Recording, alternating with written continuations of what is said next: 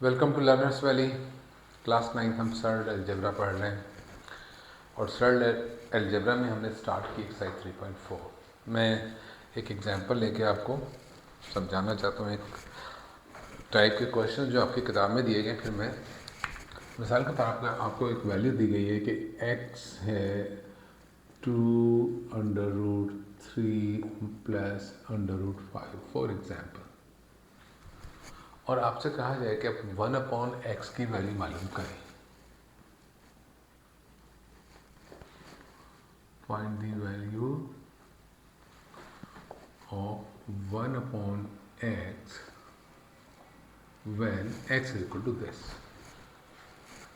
तो एक सिंपल सी बात है, जब x की वैल्यू गिवन है और आपको 1/x की मालूम करनी, तो आप क्या करोगे? तो 1/x जब आप लिखोगे तो उसके साथ ही ये क्या बन जाएगा, 1/।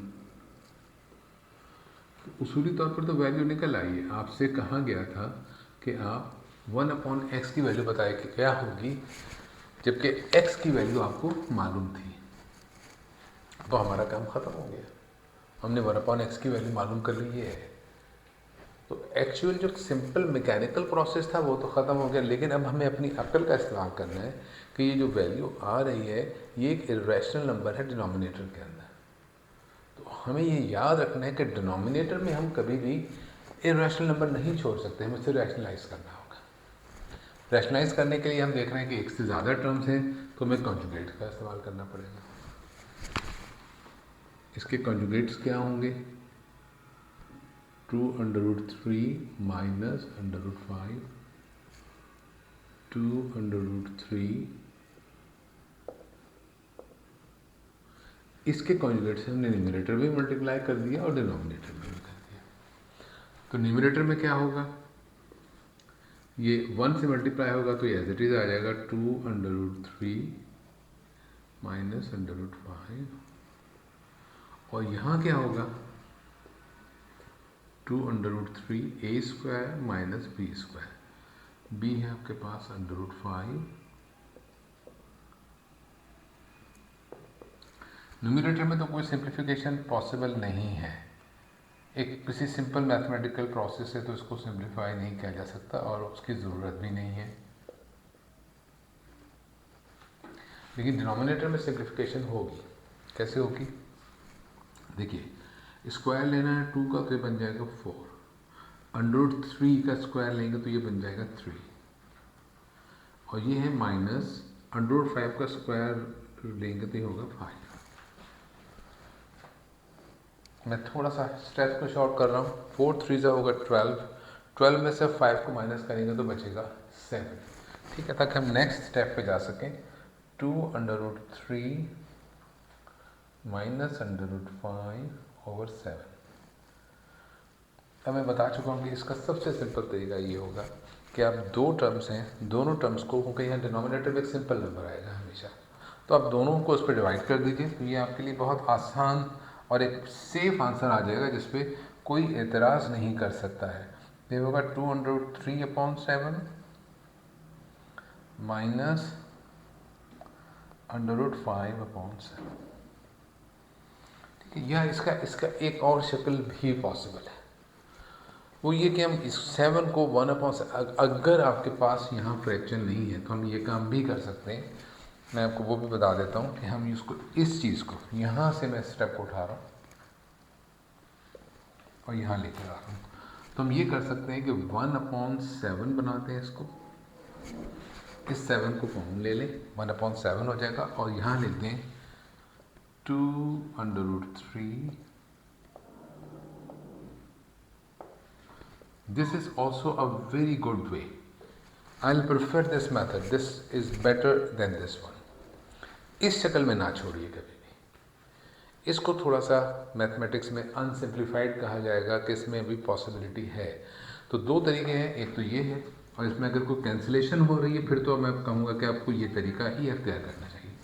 लेकिन आपको पता है कि कैंसिलेशन नहीं हो सकती, then this is the best form. वरना इसको सिंप्लीफाई करने के बाद में भी इस शक्ल में ला सकते हैं।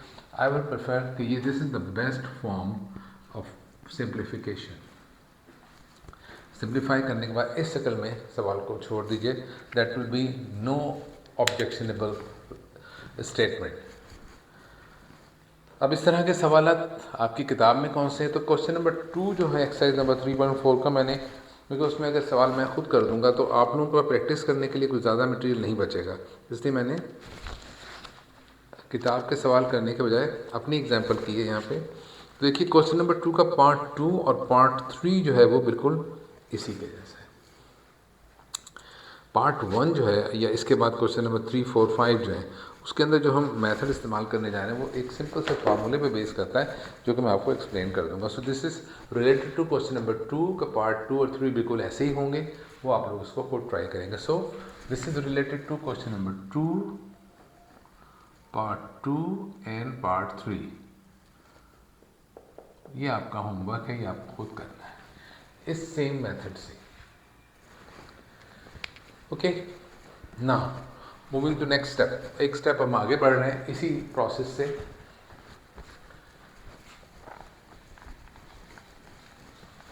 तो बाकी के जितने भी सवाल हैं अब उनमें यही मेथड रिक्वायर्ड होगा।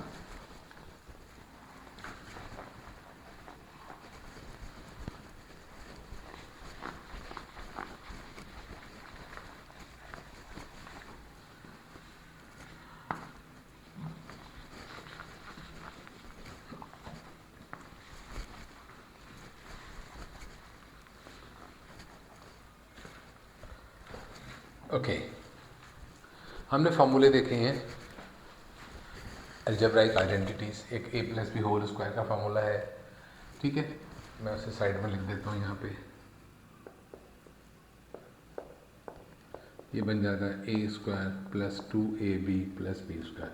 जो दूसरा फार्मूला है वो भी बिल्कुल ऐसे ही, यहाँ माइनस का साइन आता है तो सिर्फ ये वाली टर्म नेगेटिव हो जाती है, फार्मूला वो बिल्कुल ऐसे ही रहता है, तीनों टर्म्स होती हैं, सिर्फ एक साइन का फर्क आता है ना। अब क्या होगा, इसको हम यूँ भी लिख सकते हैं a square plus B square plus minus 2ab। अब ये प्लस माइनस का इन्हिसार होता है इस साइन पे कि यहाँ कौन सा साइन होगा। अगर प्लस है तो 2ab का साइन प्लस हो जाएगा, माइनस है तो 2ab का साइन माइनस हो जाएगा।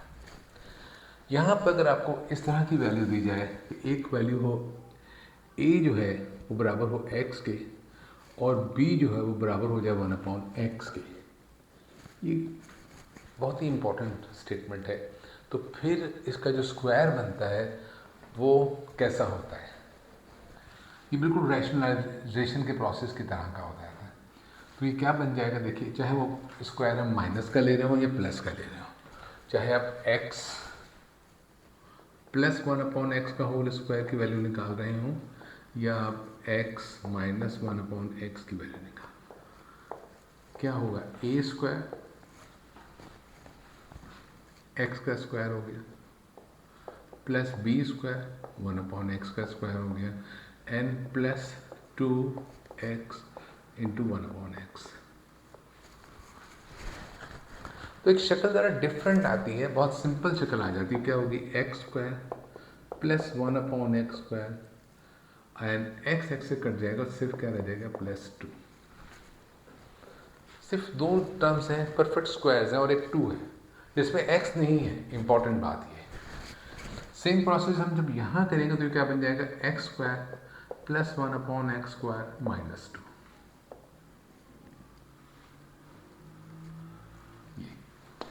ये दो शक्लें हमारे पास आती हैं, वेरी इंपॉर्टेंट।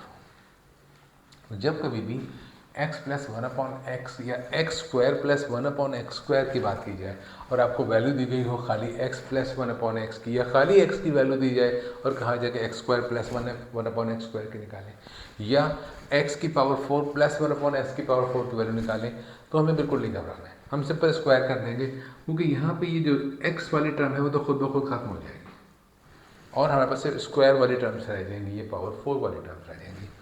सो 4 निकालना है तो हमें पहले स्क्वायर लेना होगा, फिर जो आंसर आएगा उसका फिर से स्क्वायर लेंगे। डायरेक्ट पावर 4 नहीं कैलकुलेट की जाती। सो क्वेश्चन नंबर 2 का एक पार्ट जो मैंने छोड़ा था, मैं उसी पार्ट को स्टार्ट करने लगा हूँ, या एग्जैक्टली उस जैसी एक एग्जाम्पल में करके आपको दिखा देता हूँ।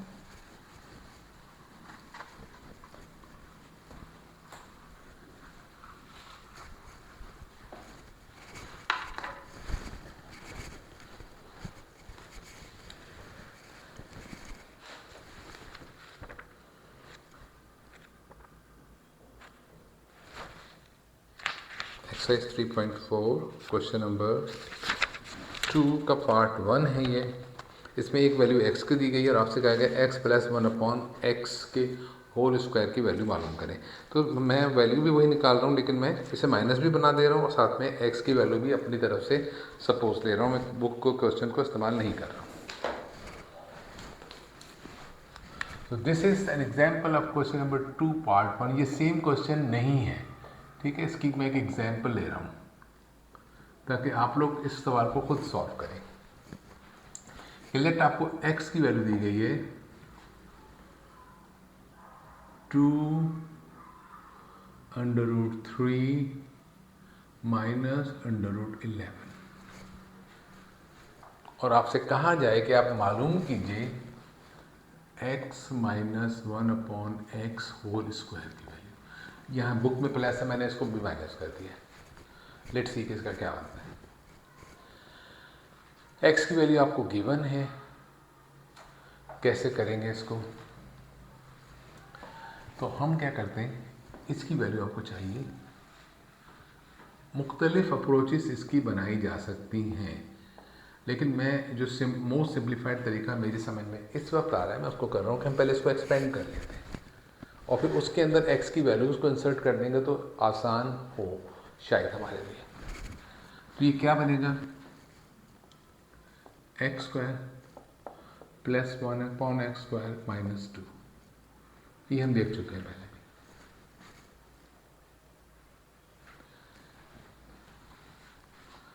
x की जगह हम अब x की वैल्यू रखेंगे, मजबूरी है, अब इसके अलावा हमारे पास कोई ऑप्शन नहीं है। तो ये क्या होगा, 2√3 minus √11 whole square plus 1/2√3 minus 11 whole square and minus 2।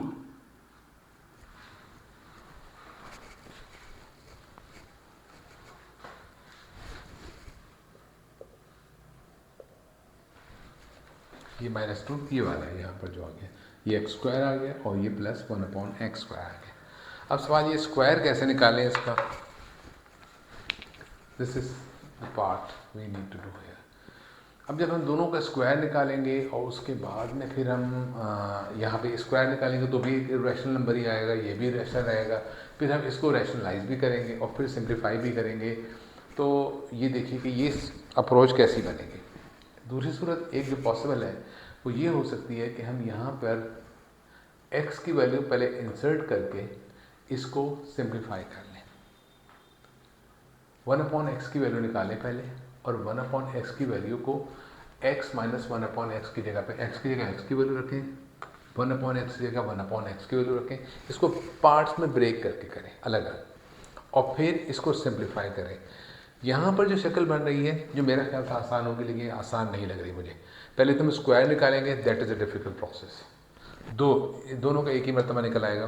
फिर उसको इसको सिंप्लीफाई करेंगे, फिर रैशनलाइज करेंगे।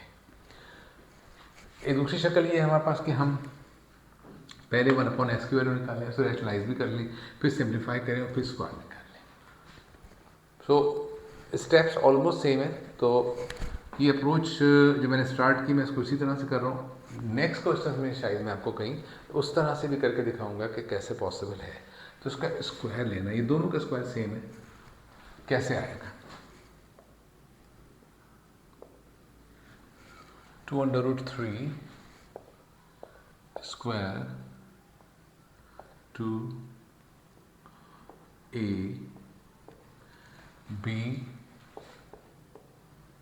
Plus b square, this is simply a minus B whole square. मैंने फार्मूला लगाया a square minus 2ab plus b square. जब इसका स्क्वायर लेंगे तो क्या बनेगा, 4 × 3, 2 का स्क्वायर 4, √3 का स्क्वायर 3। यहाँ पर सर्ड ख़त्म नहीं होगा, ये क्या बन जाएगा, 2 × 2 = 4 और इनके भी सिंप्लीफाई होने के कोई चांसेस नहीं, दोनों प्राइम नंबर्स हैं। इसको मल्टीप्लाई करने के तो आ जाएगा √33 और ये बन जाएगा 11। ये है 12 प्लस 11 23 माइनस 4√33, ये वैल्यू आ रही है इसको सिंप्लीफाई करने के बाद। ये क्या बना 23 माइनस 4√33। मैं इसे ब्रैकेट में ही लिख रहा हूँ ताकि जब हम सिंप्लीफाई करें तो हमारे पास ये है 1/23 माइनस 4√33 और इसके साथ यहाँ पे हमारे पास है -2।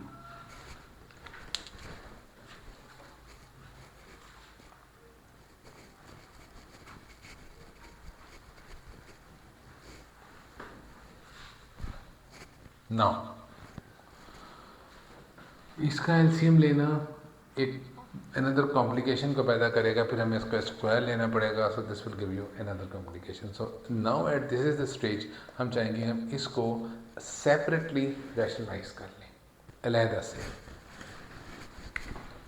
1/23 minus 4√33 multiplied by 23 plus 4√33 over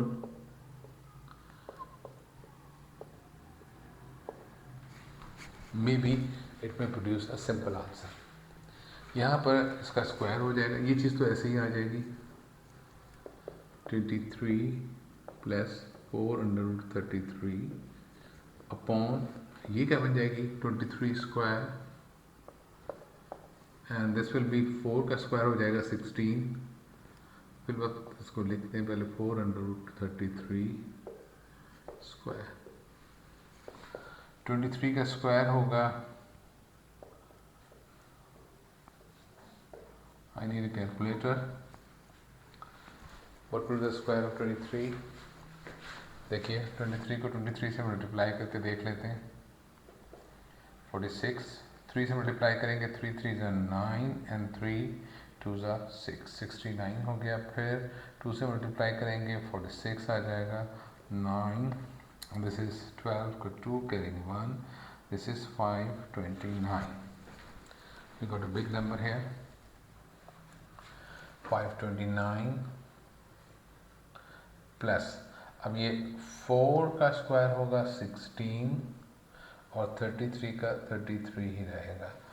सो अब हम मल्टीप्लाई करेंगे 16 को 33 से मल्टीप्लाई कर देते हैं। 16 3 ज़ा 48, फिर 16 3 ज़ा 48, ये होगा 8 to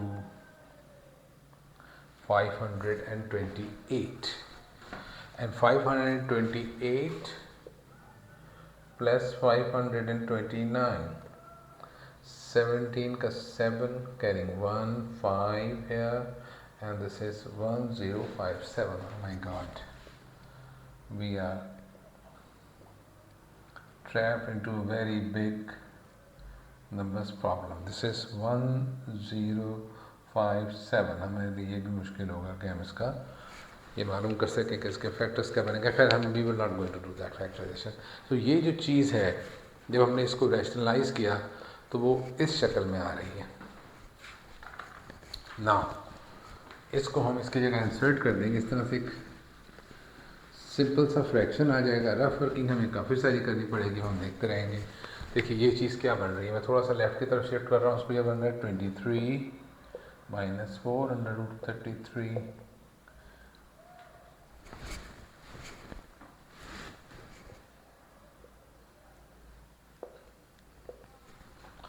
और ये चीज़ जो है इसको हमने रैशनलाइज कर दिया, ये बन गई 23 प्लस 4√33 ओवर 1057 माइनस 2। जब इसको फर्दर सिंप्लीफाई करने जाएंगे तो आपको एलसीएम लेना होगा। इसके नीचे भी 1 है, इस 2 के नीचे भी 1 है, तो एलसीएम आएगा 1057। What will you do now? 1057 से आप इसको मल्टीप्लाई करेंगे 23 माइनस 4√33 प्लस ये एज इट इज़ आ जाएगा 23 प्लस 4√33 और यह 10572 से मल्टीप्लाई हो जाएगा, तो ये बन जाएगा 7 2 14, 4 carrying 1, 2 5 10 and 1 11 carrying 1 and 20 21, ये आएगा 2114. So this is looking very horrible, लेकिन इसको दूसरे तरीके से करने से ये बहुत आसान हो जाएगा, ये कहना भी पॉसिबल नहीं है। लेकिन मेरे नंबरों का इंतखाब जो है शायद ये ज़्यादा मुश्किल है। एग्ज़ाम के बुक के क्वेश्चन आपको इतने मुश्किल नहीं लगेंगे ना। अब आप क्या करेंगे, आपको इससे मल्टीप्लाई करना है 23 को 1057 से। Let's see 1057 multiplied by 23. Now 3 7s are 21 carrying 2, 3 5s are 15 and 2 17 carrying 1, 1 यहाँ आ जाएगा, 3 1s are 3, फिर 2 से करेंगे तो ये आएगा, हम करके देख चुके हैं 2 1 1 4, ये होगा 1 11 3 4 2।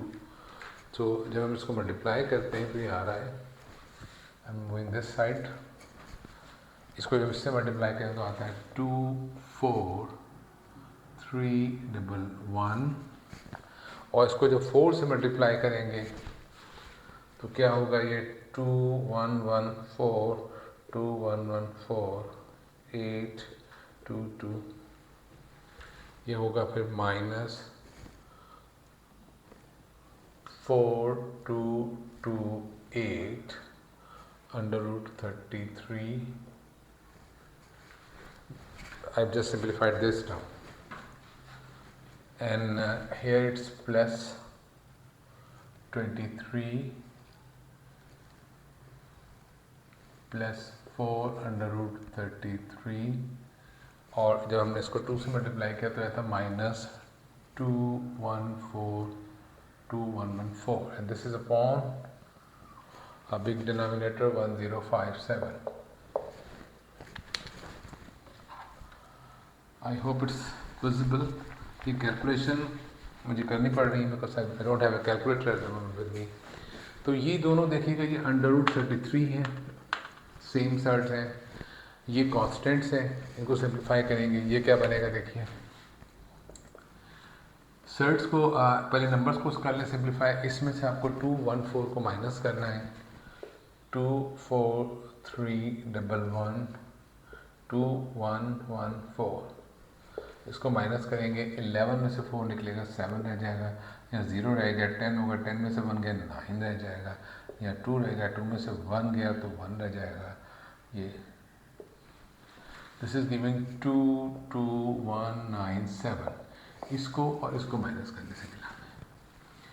यहाँ पर इसमें 4 इसमें से माइनस हो जाएगा, माइनस 4224 √33 अपॉन 1057।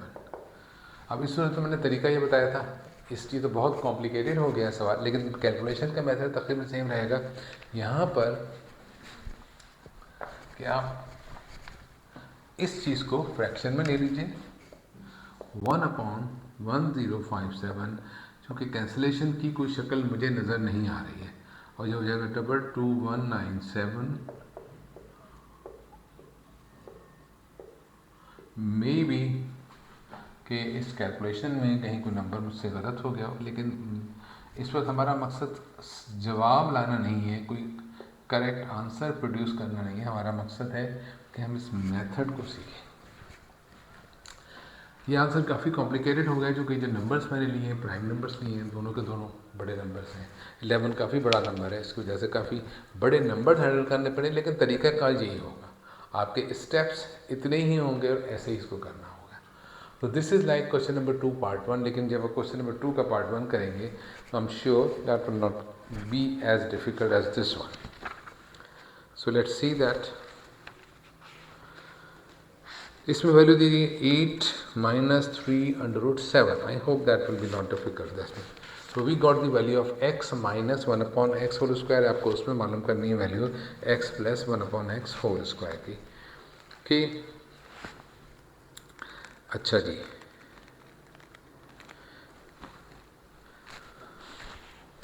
नाउ इसके क्वेश्चन नंबर 2 का पार्ट 3 जो है इसके अंदर फर्दर भी कुछ रिक्वायर्ड है. Will see that in our next lesson. क्योंकि काफ़ी लंबी कैलकुलेशन होगी, काफ़ी बड़ा हो गया. Will continue the next lesson. Thank you very much.